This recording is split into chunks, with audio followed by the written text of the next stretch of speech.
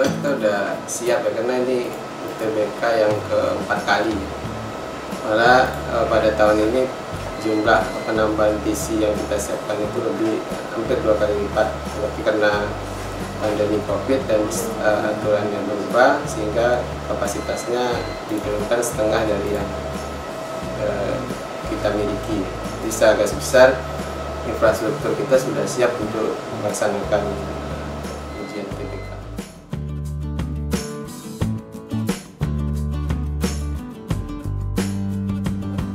Ujian UTBK ini didistribusikan di 13 lokasi, kemudian dari 13 lokasi itu ada 45 lab yang kita siapkan untuk UTBK.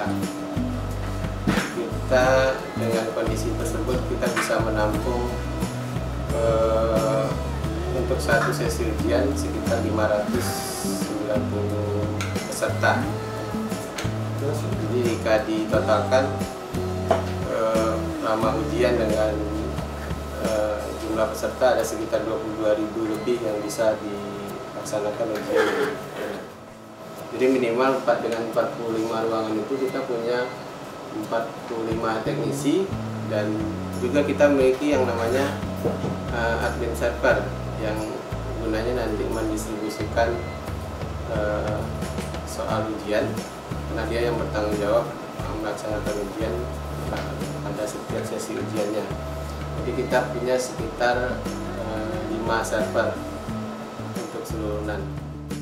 UNAN sendiri sudah punya genset, tapi memang tidak di cover secara seluruhnya atau secara tidak seluruhan wilayah itu memang tidak di cover oleh genset UNAN karena memang keterbatasan daya yang dimiliki. Tapi di beberapa fakultas mereka punya ini, beberapa fakultas punya genset sendiri yang bisa diberdayakan. Tetapi di lain itu kita memang harus bekerja sama dengan pihak PLN dalam hal ini, karena mereka lah sebenarnya yang bisa menjaga sumber listrik itu stabil dan aman selama proses ujian.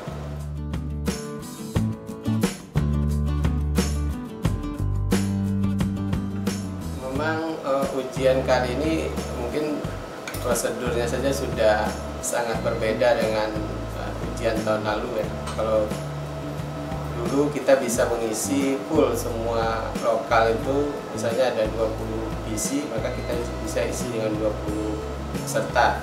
Maka dengan sekarang kondisinya hanya bisa digunakan setengah dari kapasitas yang tersedia sebelumnya. Kita harus mengikuti protokol COVID, di mana jarak antara peserta itu harus lebih kurang 1,5 meter. Kemudian juga peserta juga harus diwajibkan membawa masker sendiri, karena itu satu protokol yang harus dipenuhi ketika proses ujian. Di samping itu nanti tentu UNAN sebagai penyelenggara nanti akan melaksanakan prosedur, contohnya scanner termometer untuk mengukur suhu tubuh peserta, yang memang nanti akan dilaksanakan sebelum mereka masuk ke ruang ujian. Jadi protokol yang kita itu adalah protokol safety untuk pandemi COVID-19 ini. Di UNAN kita bisa menyediakan peserta ujian itu bisa sampai 22.420 jika semua sesi ya. Total sesi itu ada 38 sesi. Jadi satu hari itu 4 sesi.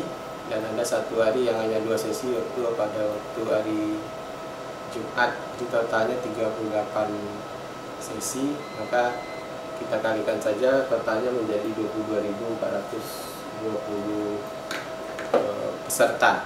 Kalau memang itu terisi semua, itu sudah mencakupi sebenarnya apa yang diminta oleh pusat LTMPT, karena memang di Sumbar ini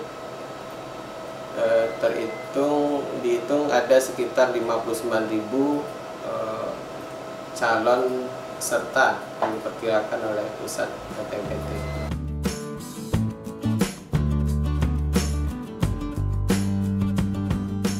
Memang di awal-awal pendaftaran itu memang banyak terjadi kasus ketika ada yang salah menentukan apakah dia tunanetra atau tidak ya, itu memang fatal akibatnya, karena memang data ketika sudah dipermanenkan oleh peserta itu sebenarnya banyak security-nya, maksudnya banyak pertanyaan yang muncul sebelum data itu benar-benar permanen di-save oleh peserta.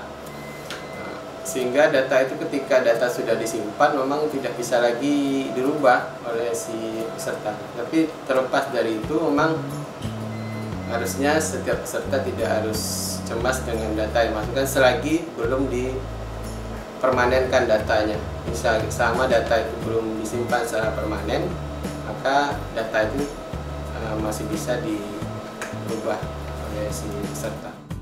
Kita harus sama-sama menjaga kondisi ini, memang sangat berbeda dengan kondisi sebelumnya, dan jaga kesehatan dan tetap berpikir tenang ketika melakukan proses ujian, karena memang berbeda sebenarnya dengan kondisi sebelumnya.